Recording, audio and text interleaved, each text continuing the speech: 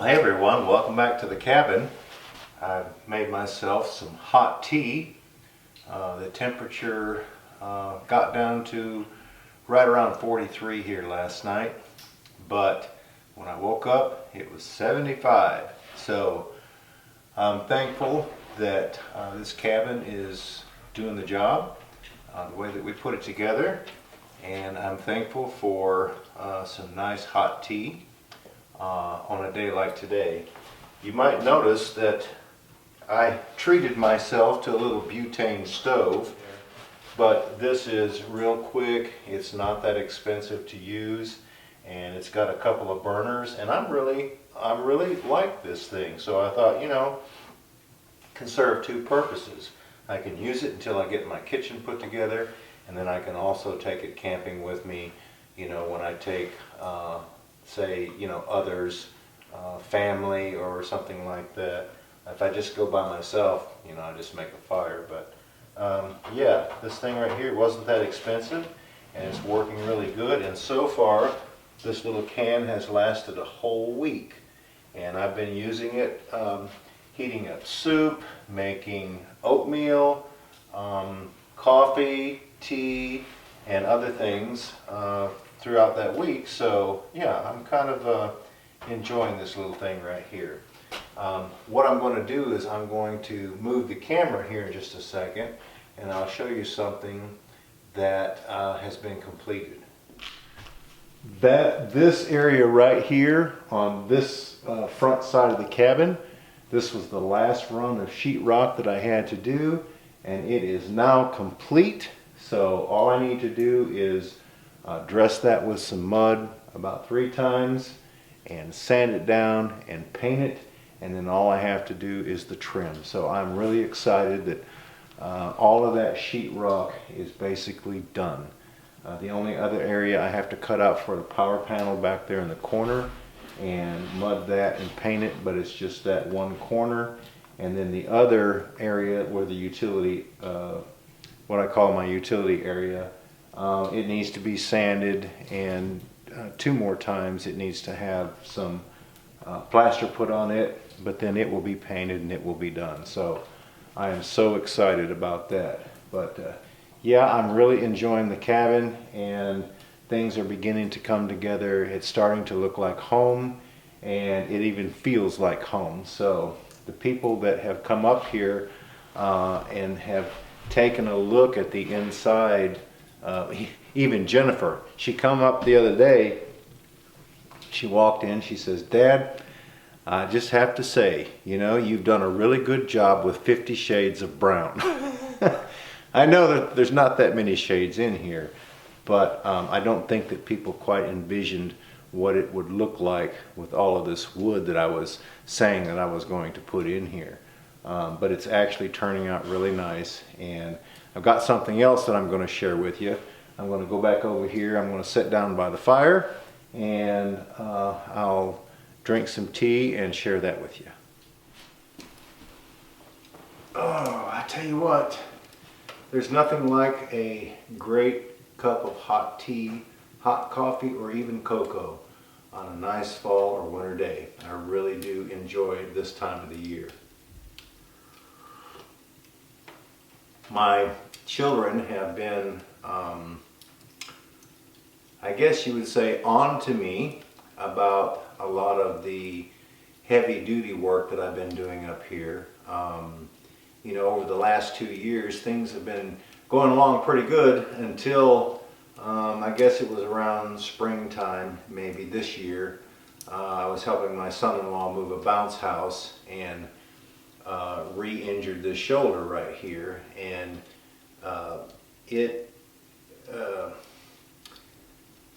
it's giving me some problems. But anyway, it's okay because I have another one. I'm just teasing.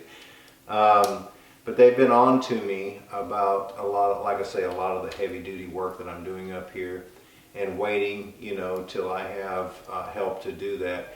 And, I try to do that, but sometimes I just can't, because if, being at the mercy of other people's schedule, work must go on. So a lot of the things I try to figure out a way that I can do it by myself. But Anyway, they were concerned that working a loft up here on the ceiling, that the slab wood, which some of it is quite heavy, that, you know, I might be just as well off to go and buy some 1x6s and do them just like I did around the outside of the windows here. Burn it, put the timber oil on it, and then install that. And having the conversation with them, I agreed that, you know, I try to save some work that I can do by myself for other times, and try to schedule, you know, something that's more heavy duty when others are around. But again, like I say, I'm at their mercy whenever they have time to come up here and help. So I have decided against putting the slab wood up top. I'm going to go and buy some 1x6s. I need 18 of them, and I will burn them and stain them and put them where the pieces of sheetrock meet together. It will still give the same effect as, you know, like a beam up there, even though it will be false. But it will actually cover that area, and it, like I said, it will give me this pretty much the same aesthetic look. Now, I have decided that I'm going to use the slab wood for, you know, the toe boards along the bottom of the wall. So what I will do is I will take them in there on the sawmill, and I will saw one edge off where it will set flat on the ground. I had envisioned doing that, but I'm just saying here with you all that that is going to be the other portion of the slab wood that will be used to the baseboard or toe board, whichever one you call it, along the bottom. So I will have not only that, but then that trim that's actually going up around these upper central beam up there, and the purlins will match the ones that are actually going across to cover, like I said, the gaps on the sheetrock. So I think it's still going to look good. That's something that I can do by myself, and it's a whole lot easier because if you've never worked with wood like that slab wood, since it hasn't been cut and you don't have a factory edge, what you have to do is you have to strike a line in the center, then you have to form a 90-degree with a square on each end just to have a starting or a reference point to be able to cut from. I wouldn't be able to just lay that up on top of the chop saw and cut my miter cut, because there's no real area, you know, that will fit along to make it where it would be square. I would basically have to almost either put it up there and run the wheel back and forth to make sure that I've got it lined up right, or I would have to hand cut it. So like I said, in order to conserve time, still achieve the same effect, and to make it easier on me and my shoulder, I'm going to use some lumber from the lumber yard and do that. But it's still going to look really good because I can envision that being up there. And I'm excited about getting that finished over there and painted so that I can go ahead and start finishing this trim. What I have to do first is I have to finish putting this upper portion all the way around. Then I have to put it on each side of the beams that run across that are supporting the roof. Then I can run those the other direction, and I can cut them, miter them, put and install them. But the other has to be done first before I can do that. But that's something that I can do by myself. They're not that heavy, and I'm excited about getting that done. Also, coming up, we will be starting to install the radiant barrier underneath the house. The only thing is, since it's so dark under there, I don't believe I'm going to get any film done. Now, we did get pretty much one half of the cabin already completed with that radiant barrier down there, and I ran out of the little support rods that hold the insulation up in the floor joist. Those were the only things that I didn't install. If you remember, originally I just stapled it from up top here. So I'm putting those in along with stapling that radiant barrier on the bottom. And then once I do that, I can work on getting the finished floor in here. And then I can begin to do the bathroom and the kitchen, cutting holes, running some plumbing in here, and working on kitchen cabinets and things like that. So it's all coming along really well. You know, I tried to divide the rock up when we went and got that, thinking, you know, how much I would need, but the rock actually went farther than I thought it would. This is what was left over from the front. The sides are even shorter. I've already got some stacked on that side, I got some stacked in the back, but if it's going at the rate that it's been going, I'll probably have at least this many left over, if not more. Now this is the one color. I've still got a half a pallet, which probably fill it up to about here, of that other color that I used inside for the fireplace. So, not planning for it, but it actually happening. You know, the Lord is good, and He does work in mysterious ways.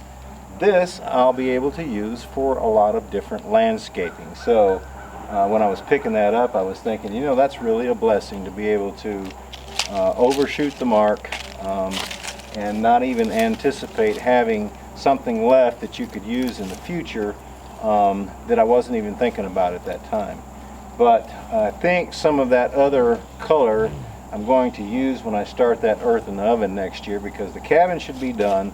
I've got another big project we're going to be starting on, but I'm also going to be working on that earthen oven, and I think what I've decided to do is to use some of that other material once I get the thing kind of laid out and in place. I will use some of that in some mortar mix to cover the top of it, just because I have it extra and just because it would match what was inside the cabin. I'll have it also up there at the outdoor kitchen, so I think it's going to look really good.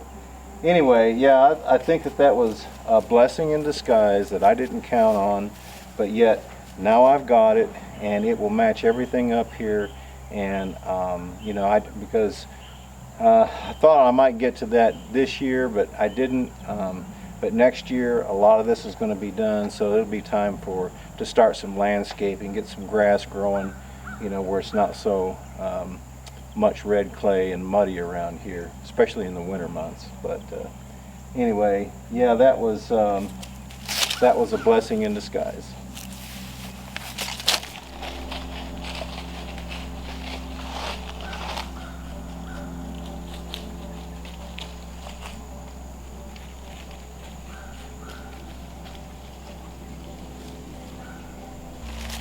The reason I did that pan with the camera, I wanted you guys to see how much slab wood I'm actually stacking up here.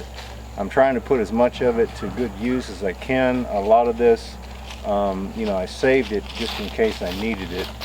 Some of it will be used in the cabin, others will be used on different projects, and then, you know, at some point I may have to get rid of some of it because, you know, I don't have any tarps back here covering it up because there's so much of it.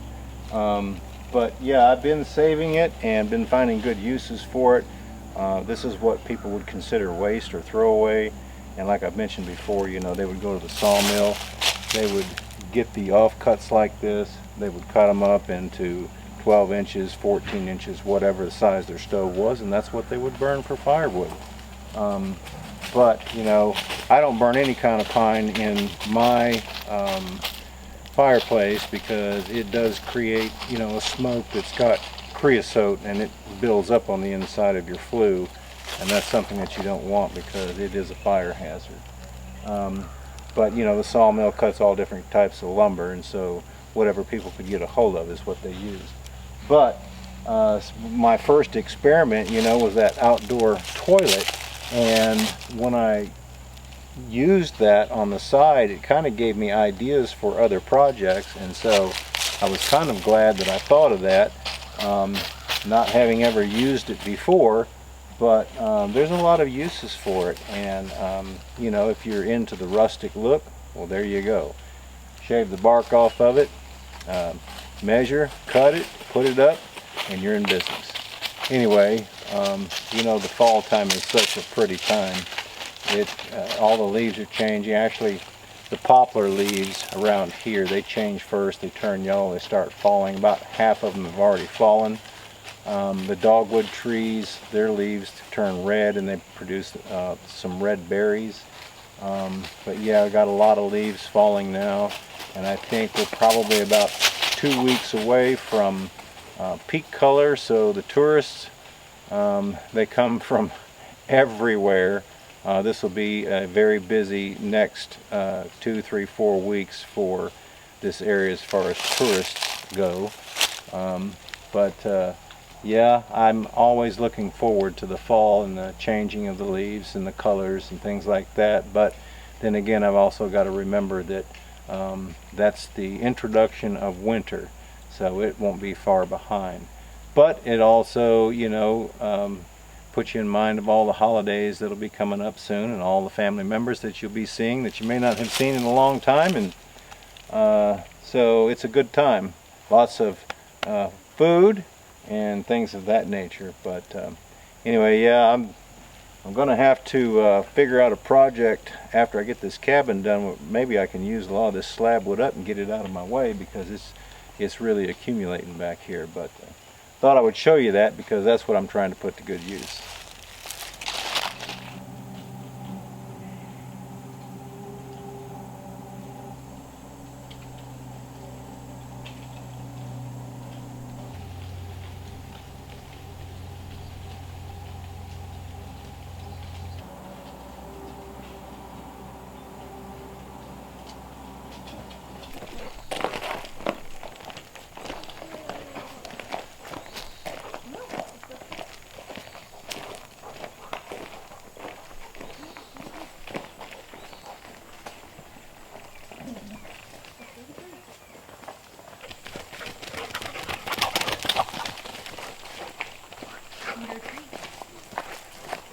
You want to go to the creek? Let's go.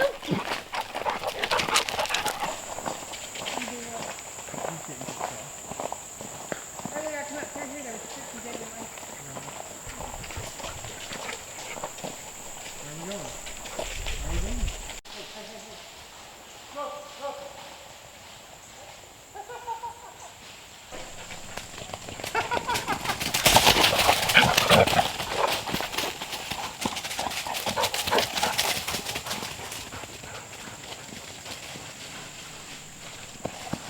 Hey.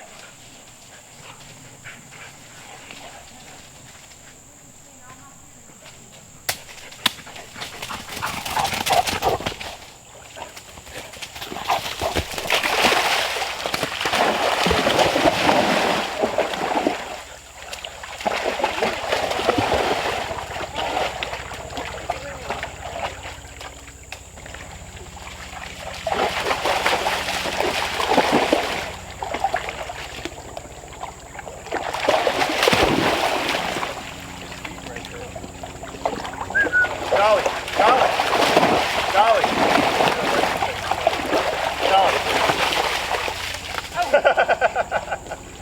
Here you go.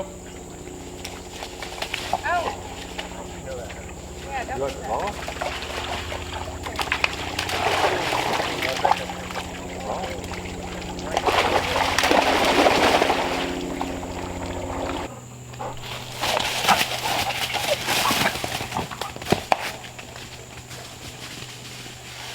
Here, Pappy.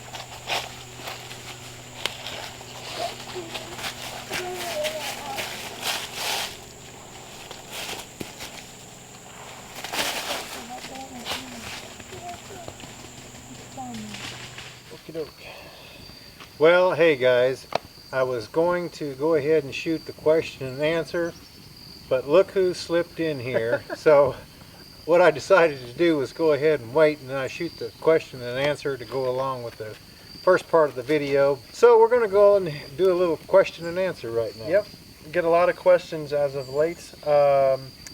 So a couple of different people asked about how when he was putting the trim up, when he was putting the screws in, whether you put like wood filler, left the screws exposed, or put putty in it. and all that? What was your preference, or how are you doing it? I just left them. I did basically countersink them. I could always go back and add some, but I think it adds a little bit of character in there too, because you can see everything that has been done. Yeah. So what is your opinion of the inside since the last time you were here, which when we got went and got the rock, right? Yes. I had done was the bedroom. It was You trimmed out, had the windows in No, I helped you finish trimming out the windows. in the bedroom. In the bedroom, and that Okay. was it. So all of that inside has been done Yeah. since he's been here in 2 months, okay, which may not seem like a whole lot, but I'll tell you what, I've been getting after it every day. Did have a comment, doesn't look like much has been done here lately. Well, they're just on the wrong side of the camera, because if you were on this side, it's been elbows Yeah. all day. Elbows and elbows. Elbows and elbows all day, every day. Yeah. I don't know how I can work any faster. Matter of fact, I've been complaining a little bit because this shoulder right here is bad. Now this one, I think I've overworked it, so when I raise my arms up, they really ache right in here. But it's not the first time that's happened. They're but- just arms. Yeah, they're just arms. No, it really, really looks good. I'll tell you, I noticed that there was a couple of comments about the plywood bottom half of the wall and the drywall top half, about how there was too much contrast between the really dark color and That's because they haven't seen the floor yet. right. But when all the trim got put around the windows and the doors, and then the trim got put around the center of the wall where the joints where they joined, It's like, bam! it really looks a whole, Yeah. especially in person, it looks a whole lot better. That stain just does something to the wood and that burning. Why did I put the plywood on the bottom? Huh? Why did I put the plywood on the bottom? I don't know. I did that because it's very durable.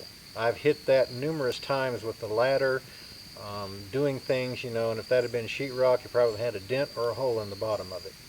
The last cabin that I built, when he was a small boy, I had tongue and groove, but it was too expensive. And I actually got this load of plywood at a fairly decent price, so I went ahead and bought a lot of it. And I decided to use it on the bottom there. And, these animals are constantly getting rowdy and stuff like that, and it's just going to go to serve to be a much better bottom half for the cabin as far as durability goes. And then the upper half, the reason I didn't use all plywood and I used sheetrock is because like I've said before, I think, if you've ever owned a cabin, after years go by, you kind of get bored and tired of looking at wood. I've had even some people say that it began to depress them. So the other cabin that I built, and along with this one, I decided to use sheetrock on the upper half. That way I can, change colors. I've kind of got what we call creamy delight in there now. I could go with a light gray, I could go with a light blue, whatever I want to do. I can always paint and change the mood on the inside of the cabin. Well, with it being lighter colored as well, it actually helps brighten up the inside as well too. Right. So that's the reason that we chose that kind of off-white color, because kind of an antique color, because we wanted it to bring more light in the cabin. And what it does, since I got a semi-gloss, when the light comes in, it kind of bounces and glares off, and spreads throughout the room. So that's the reason I did that. So, this person, along with many of others, are wanting to know what projects do we have after the cabin is going to be finished. Are we going to promote for camping, holidays, or going to build another house? Or Well, I've said this many times. If you've been following us for any length of time, we've still got a barn to build. We've still got a root cellar to build. We've still got a base camp down there to build. We've got an entranceway to build. We've got a garage to build. We've got gazebo, we've a got fireplace. a workshop to build. We were talking about a gazebo. We've got work for the next 5 years or so, at least, going on Right. up here at the Outpost. So if you live on a homestead, it's nothing but elbows and elbows all day, every day. Yeah. You know, feeding chickens. You know, when the garden is going, when I get the landscaping, it'll be mowing. It'll be, you know, trimming up. It'll be building. It will be, you know, all kinds of stuff going Yeah. on. Speaking of which, some of y'all have come up here and visited, and so you know kind of like what the layout looks like. But I know that on camera, just because we switch angles a lot, some of you may want, and one person commented and said, you need to give us a walkthrough when the cabin is fully completed. So we definitely will give a walkthrough with that once we get everything kind of cleaned up. And I believe we even took some pictures recently since it's starting to kind of taking more shape, and you know, there's not stuff just piled into one corner, which those of you who've done building know you just kind of push stuff on one side and then do some work and then push it back to the other. But I also want to take the drone out and kind of give a tour and a walkthrough of some of the structures that we've put in place for those who are just joining the channel, so you can kind of see what our area looks like. But before I do that, there will be a cleanup Yeah. of the area, because I've got wood stacked, scattered, smothered, scattered, and what do they call that? Yeah. Like they do at IHOP. Yeah. But yeah, we want to clean it up somewhat before we do a bunch of aerial photography with the whole area. Yeah. But yeah, we'll do that. Tim, who's been following us for quite some time, are you planning to do the wildwood trim for your baseboards? It would be really awesome to rip one flat edge to fit along the floor to match the rest. Yeah, but I can't do that until I get the finished floor down. Which was another question. They said, well, the question was basically, are you going to put a finished floor? I noticed that you had a plywood floor, and that you set your door on the plywood floor, which you didn't. The finish. Yeah, you put it a ½ inch up. All the trim, nothing is setting on the floor, okay? The trim is a ½ inch up above. Now, what I'm going to be using is probably only going to be 1/4 inch or so, but I left a ½ inch in there for any play that might be in the floor, since everything has been sawmill lumber. Yeah. And I wasn't really concerned about, you know, maybe a little bit of a gap on all of my trim pieces, but there, I didn't set anything on the floor. So if you're thinking that, everything is set up at least a ½ inch, maybe 3/8 on some side, up off of the floor, because the finished floor has to go up in underneath that. So I had already planned for that. Someone said, everything looks good, but doesn't the whole house smell of burned wood like in a smokehouse? Not at all. No. I mean, there's a sense of it being cabin Because of the Esque. fireplace. because of the fireplace, but honestly, it gets sucked right out. When for I the most put part. that timber oil on there, it took away any burnt smell that you may smell from any of the wood that I put in there. Right, but then also having the stove, it doesn't smell like burnt wood in there either. It has a slight cabin, you know, wood burning stove smell. When I grew up, you know, we had a brick home Yeah. over there, but we had a fireplace, and my clothes kind of had a faint hint of smoke, wood smoke. But you know, anytime you burn wood, that's what you're going to have. So, because you do have to open the door, sometimes the smoke gets in there, you know, but it's not all that bad, really. Okay, so this one is about the plumbing and such. It says, I really like your work. Thank you. Well, thank him. But I didn't see anything that you prepared in the floor for the wastewater drains of the kitchen and the toilet. How are you going to do that? Okay, well, I haven't got to that point yet. There is a 4-inch tube sticking out underneath the footer if you watch the original build of the cabin. Right in the front. Right in the front. Okay, so all I have got to do is I had to finish the walls and everything. There is no plumbing in the walls, and the reason being is because I wasn't going to drill down through those major beams that the wall is actually sitting dead center on. So when the cabins get set, I will measure out and I will come on the inside of that major beam going down right beside it. That way I can attach a clamp to any pipe that comes up through there to keep it from sliding through the floor.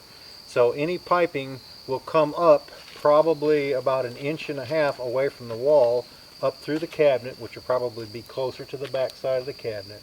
and there I will set, you know, my end or my reducer piece to go on up to a faucet or whatever. So yeah, I haven't even got that far yet, so there wasn't any point in me really messing with it yet. I need to get the finished floor down so that I can drill through there and pop through the insulation won't be bad, but I want to get that radiant barrier tacked up underneath so that I can run like a clothes hanger straight down through there, and wherever the clothes hanger is, I can take my knife and cut out, because I don't want too sloppy of a mess on that radiant barrier. I want it to kind of hug whatever I'm doing.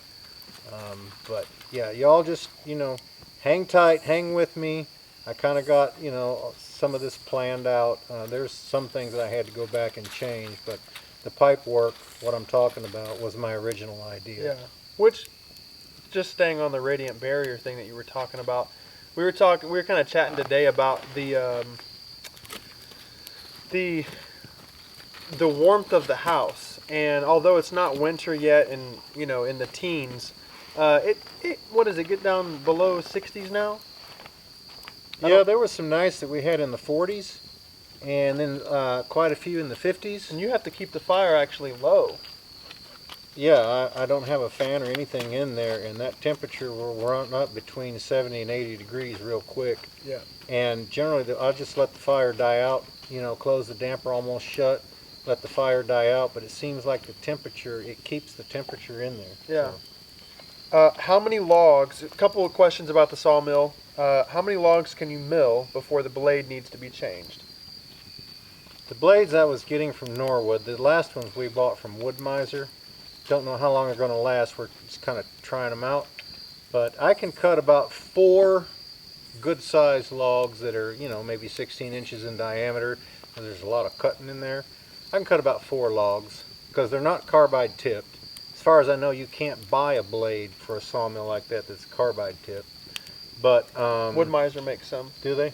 They're just expensive. They're very expensive. Okay, those are just sharpened and set. I don't know what kind of metal that they use, but I can cut about 4 good-sized trees with them. Which, speaking of which, we just ordered 10 blades from Wood Miser because they make blades that'll fit that mill, and we're going to try them out. Twice as much money because the others are about $13 to $15 a piece, and these were $25 a piece, right?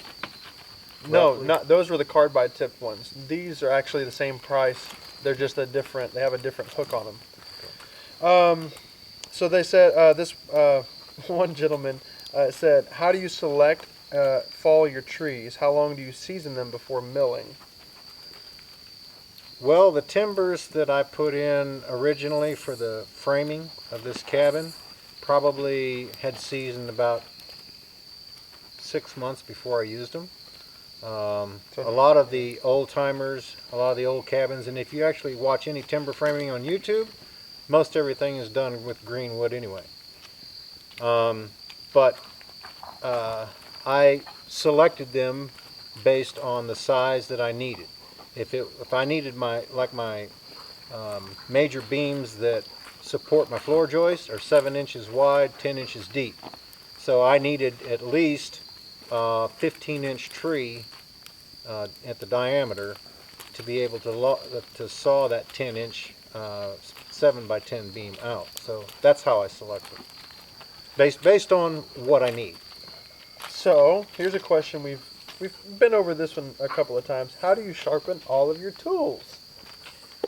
I sharpen some on a grinder that I have in there, but if I need something really sharp, I take it up to my neighbor's. He's got a blacksmith and a machine shop up there, and I let him work on them. Man, I tell you what, he can sharpen a tool, a piece of metal. Yeah. Like Carl, you know, sharpen the lawnmower blade. He can sharpen one that will do the job. So someone mentioned it seems to be an easy job to shift saw blades. That's when one of the previous videos when you were kind of moving stuff around. You just loosen up that bolt on the side, which carries the wheel horizontally, and you just slide the old blade off, put the new one on, tighten it back up, pulls the wheel back over, and you need to run the wheel a little bit, and I usually do that by hand to see if I need to set it at all, you know, which will bring the blade in or move it out a little bit to make sure it's tracking on both wheels correctly. Yeah. And that's it. You just have to be careful when you open the saw blade up initially. That thing can pop open and never want to get stuck with it. So hey guys, we're going to go ahead and cut this video here because, you know, of the length. But we did want to say something about our giveaways. The reason that we started the giveaways on our main channel before we actually introduced this channel here was because we appreciate people supporting us, you know, on what we're doing up here. Originally, we were just going to log and document what we were doing up here. We had no idea that this channel was going to do what it did. And we greatly do appreciate that, and it wasn't shortly after that, and we talked and we said, you know what, we need to do giveaways to give back to these people that are supporting and watching our channel. So that's the reason that we did that, as a thank you to you guys for tuning in every week and responding, commenting, watching what we're doing. Sharing and liking. That's our way of saying thank you back to you. And we try to, you know, be consistent with them. We try to, as far as, you know, value, we try to be consistent, you know, with everything that we do up here, the videos that we put out. Every once in a while, YouTube gives us a big hiccup, and then we have to kind of, you know, shuffle things around, just like some of the timing. My computer, for whatever reason, his works differently, but I only have from midnight to 1:30 a.m. and then he has to go in there and change it. So we've got to figure out what's going on there. But we try to be consistent, and you know, that way you can count on us being reliable on things that we're doing. But yeah, we do the giveaways because we really appreciate you all supporting our channel, sharing it with family, friends, and neighbors. And guess what? We are only like about 1,500 away from giving away 2 MS-180 Stihl chainsaws plus our regular giveaways. Yeah, so that's 1,500. That's going to be a major giveaway right there. Yeah. So share this with all your family, friends, and neighbors that you can. If you haven't, anybody that you can think of, let them get a chance on getting in there and winning that. And then we started our new tier system where we have, you know, giveaways for milestones. Yeah. And you can go to our website and check that out because we've got it laid out in there. Yeah. But I told him, I said, you know, every time we hit a new milestone for people that are helping us to share this and the channel is building, we want you to be a part of that. So that's the reason that we started that. And the value of the giveaways just keep going up and up and up and up. So yeah, we want it to be fun for everybody. You know, it's fun for us to give it away, and it's fun just for everybody being able to play and partner with us to be able to get in on prizes like that. And so these 2 chainsaws are our first of many, but our first major giveaway and our first of the tiered system that he's talking about. Yeah. So, and I honestly, I don't know of another YouTube channel that does a giveaway every month like we do. Every month. And we try to make it like, I mean, everybody gives away their own stuff, T-shirts and hats and stuff, and we've done that before too. But you know, to give away chainsaws and axes and knives and all kinds of stuff, you know. Well, and we try to make it to where, you know, it's something useful that everybody could actually use. Yeah. You know, and benefit from. Right. That's the reason that we do that. But anyway, guys, if you are new to this channel, be sure and go check out our main channel, Smoky Mountain Outpost. That's where all the work is being done. This is behind the scenes question and answer. Also, you know, it's that time of the year. We got a fire going here. It's fall, a little bit of chill in the air. You got winter not going to be coming up right behind that. You got all kinds of holidays. So be sure and go down in around the description section underneath the video here. Check, there's a link to our store. Go there, check it out. There's all kinds of winter wear and fall wear there. There may be something that you like. Also, towards the end of the video, we're going to have a couple of icons that'll pop up. If you're interested in watching the most recent Outpost video, you can click the top left-hand corner. If you want to watch the most recent review video, you can click the bottom left-hand corner. Did I forget anything? So, guys, we want to wish each and every one of you a great afternoon. You all take care. Be sure to look forward to that building of the front porch The handrail is probably not going to get done until next year, but at least we're going to get that decking on and some steps where I can put my tools back up on top there so I can come out this winter and trim up a bunch of the stuff that's going to be going on the ceiling. But anyway, you all have a great night. Take care. We look forward to seeing you back up here at the cabin again next time. Right? Yep. Okay. You ready? And the moke boy.